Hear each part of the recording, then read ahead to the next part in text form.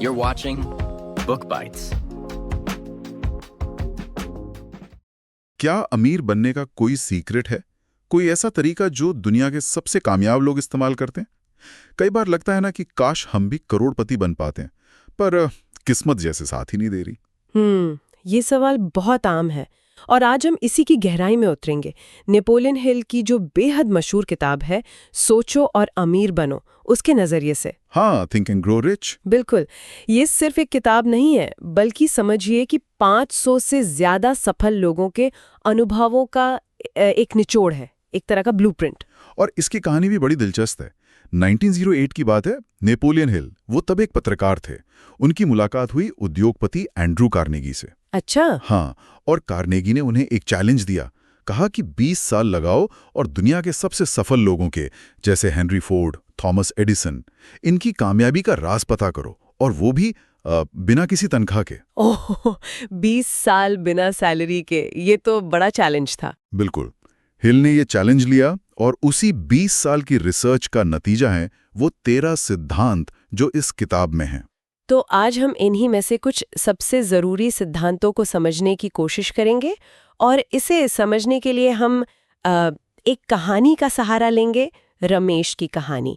देखेंगे कि कैसे सोच जो है वो हकीकत बन सकती है। हाँ, तो मिलते हैं रमेश से, एक साधारण सा लड़का जिसका सपना बहुत बड़ा है, करोड़पति बनना, और यहीं से कहानी शुरू होती है।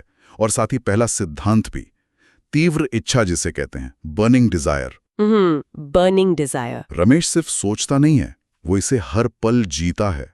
रोज सुबह उठकर लिखता है, मैं करोड़पति बन रहा हूं। रात को सोने से पहले उसकी कल्पना करता है। और ये बहुत जरूरी है।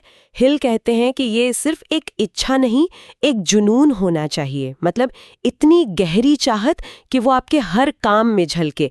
यही वो चिंगारी है जो आपको मुश्किलों में भी जलाए रखती है। लेकिन सिर्फ इच्छा से तो काम नहीं चलता। रमेश को कई लोगों ने कहा, अरे ये तुमसे नहीं होगा, सपने देखना बंद करो। तो यहां काम आया दूसरा सिद्धांत, विश्वास, यानी फेथ। हाँ, विश्वास। रमेश के मन में ये पक्का यकीन था कि वो कर सकता है। बिल्कुल। और ये विश्वास पता है क्यों जरूरी है? क्योंकि अगर आप खुद ही अपने लक्ष्य पर यकीन नहीं करेंगे तो भला उसके लिए जो मेहनत चाहिए वो कैसे करेंगे? सही बात है। विश्वास एक तरह से आपके दिमाग को तैयार करता है कि हाँ, ये मुमकिन है, चाहे बाहर के हालात कुछ भी कहें। और इस विश्वास को मजबूत करने के लिए रमेश ने क्या इस्तेमाल किया? Auto suggestion. वो रोज खुद से कहता, मैं सफल हो रहा हूं, मैं मंजिल के करीब पहुंच रहा हूं।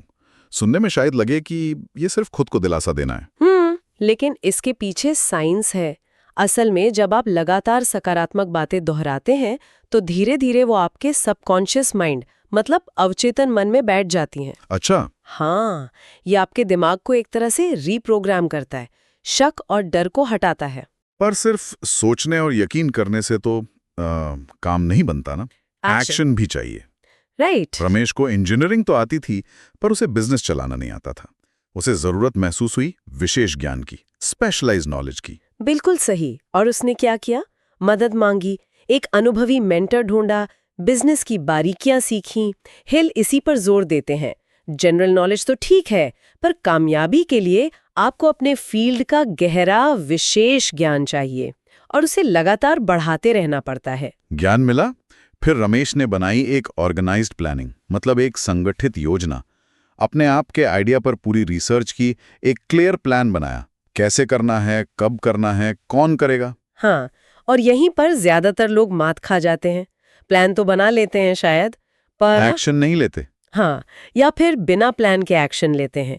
हिल का कहना था कि प्लान बिना एक्शन बेकार है, और एक्शन बिना प्लान के भी, दोनों साथ चलने चाहिए। तो ठीक है, प्लान बना, टीम बनी, ऐप लॉन्च हुआ, और नतीजा? पहले महीने 0 डाउनलोड्स, दूसरे महीने भी लगभग वही हाल। ओहो, ये मुश्किल फेज होता है। बहुत। ये वो वक्त था जहां शायद कोई भी हिम्मत हार जाता। पर यहीं पर काम आता है अगला सिद्धांत, दृढ़ता, यानी परसिस्टेंस। लगन। बिल्कुल। शुरुआती असफलताएं तो आएंगी ही। दृढ़ता का मतलब ही यही है कि हार नहीं माननी है, सीखते रहना है, जरूरत पड़े तो रास्ता बदलना है, पर मंजिल की तरफ बढ़ते रहना है। और रमेश लगा रहा। उसने ऐप में बदलाव किए, मार्केटिंग स्ट्रैटेजी बदली, और आखिरकार उसकी मेहनत रंग लाई। एक इन्वेस्टर को उसका आइडिया पसंद आ गया। बहुत बढ़िया। लेकिन असली ग्रोथ वो तेजी तब आई जब उसने एक बहुत ही टैलेंटेड डेवलपर और एक मार्केटिंग एक्सपर्ट को अपनी टीम में जोड़ा। और ये है मास्टरमाइंड की शक्ति, the power of the mastermind. हाँ, मास्टरमाइंड। ये बहुत ही दिलचस्प कॉन्सेप्ट है। जब दो या दो से ज्यादा लोग एक ही लक्ष्य के लिए पूरे तालमेल से काम करते हैं, तो उनके ज्ञान और ऊर्जा के मिलने से एक, आप कह सकते हैं, अदृश्य तीसरी शक्ति पैदा होती है। अच्छा, के पास नहीं हो सकती। ये सिनर्जी है, विचारों का टकराव और फिर सहयोग। किताब में वैसे और भी सिद्धांत हैं, जैसे कल्पना की शक्ति, निर्णय लेना, अवचेतन मन का इस्तेमाल। ये सब मिलकर ही पूरी तस्वीर बनाते हैं। बिल्कुल। तो अंत में क्या हुआ? रमेश अपने सपने को हकीकत बनाने में कामयाब रहा? क्या ये सिर्फ किस्मत थी?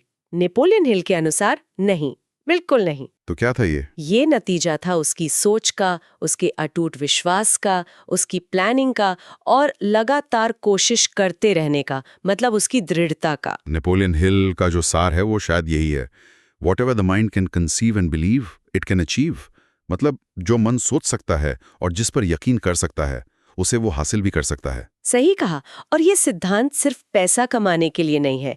इन्हें आप जीवन के किसी भी बड़े लक्ष्य को पाने, अपना आत्मविश्वास बढ़ाने या किसी भी सपने को सच करने के लिए इस्तेमाल कर सकते हैं। मतलब ये एक स्किल है जिसे सीखा जा सकता है। हाँ, बिल्कुल। ये कोई जादू नहीं, बल्कि एक सीखा जा सकने वाला हुनर है। तो आज की इस चर्चा के अंत में एक सवाल हम सब के सोचने के लिए छोड़ जाते हैं। किसी मंजिल तक पहुंचने में असली रुकावट क्या है?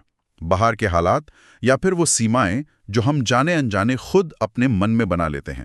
वीडियो पसंद आया हो तो लाइक जरूर करो, चैनल को सब्सक्राइब करो और बेल आइकन दबाना ना भूलो, ताकि हर नई वीडियो सबसे पहले आप तक पहुंचे।